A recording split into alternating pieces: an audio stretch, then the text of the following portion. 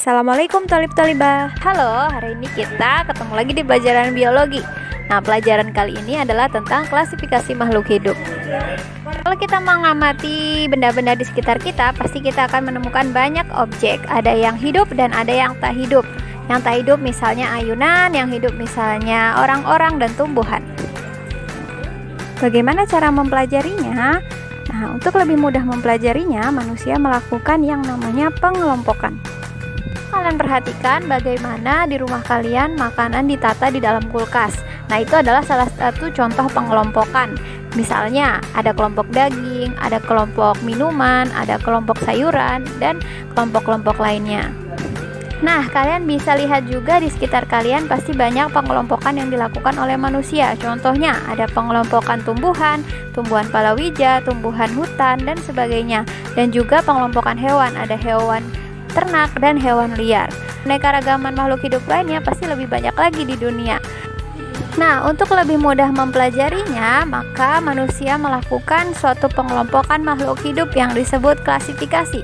Klasifikasi adalah suatu cara mengelompokkan makhluk hidup berdasarkan poin-poin tertentu.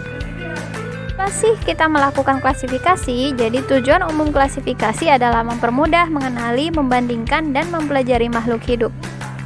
Adapun tujuan khusus dari klasifikasi, yang pertama adalah mengelompokkan berdasarkan perbedaan, yang kedua mendeskripsikan ciri-ciri suatu jenis makhluk hidup untuk membedakannya dengan yang lain. Yang ketiga yaitu untuk mengetahui hubungan kekerabatan antar makhluk hidup, dan yang keempat adalah untuk memberi nama makhluk hidup.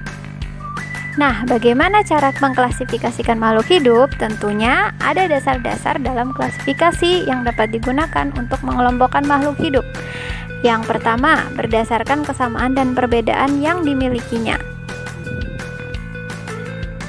Yang kedua, berdasarkan ciri bentuk tubuh atau morfologi dan alat dalam tubuh atau anatomi.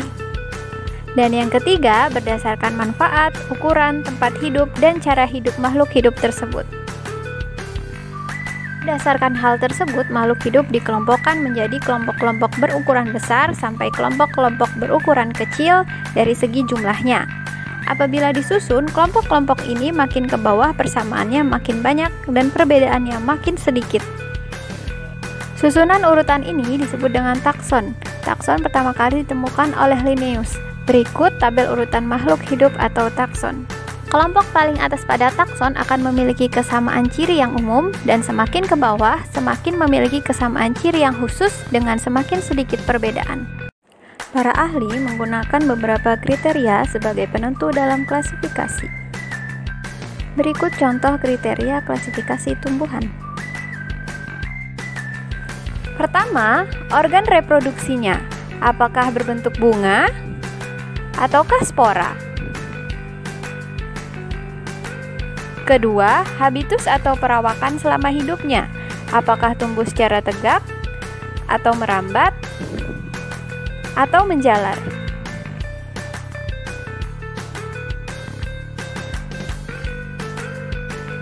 Ketiga, ukuran dan bentuk daun.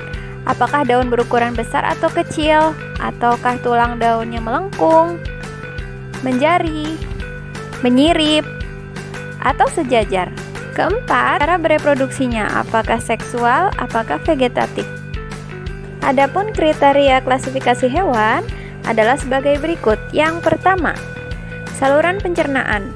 Hewan tingkat rendah belum memiliki saluran pencernaan yang kompleks, sedangkan hewan tingkat tinggi sudah memiliki mulut, saluran pencernaan, dan anus. Kedua, berdasarkan rangka tubuh. Ada yang memiliki rangka tubuh di dalam atau endoskeleton, dan ada juga yang memiliki rangka tubuh di luar atau eksoskeleton. Ketiga, berdasarkan alat geraknya. Apakah tidak berkaki? Apakah berkaki 2-4? Ataupun berkaki banyak? Kedudukan hewan atau tumbuhan dalam tingkatan klasifikasi dapat kita tentukan menggunakan kunci determinasi. Bahkan kita dapat membuatnya sendiri secara sederhana. Dasar pengetahuan yang digunakan untuk membuat kunci determinasi adalah pengetahuan tentang bagian tubuh dan ciri bagian tubuh yang diamati. Kunci determinasi adalah suatu kunci yang dipergunakan untuk menentukan filum, divisi, kelas, ordo, famili, genus, atau spesies dari suatu makhluk hidup yang diamati. Dasar yang digunakan pada kunci determinasi adalah identifikasi dari makhluk hidup dengan menggunakan kunci dikotom. Nah, untuk materi kunci determinasi kita akan bahas di video lain ya, karena materinya cukup banyak kalau dimasukin ke sini. Dan materi utama tentang kelompok makhluk hidup akan kita bahas di video selanjutnya ya, yaitu berupa materi tentang kelompok Plantae, Animalia, Fungi, Monera dan Protista, dan makhluk hidup mikroskopis. Sekian dulu materi pengantarnya, sampai ketemu di video selanjutnya. Wassalamualaikum warahmatullahi wabarakatuh.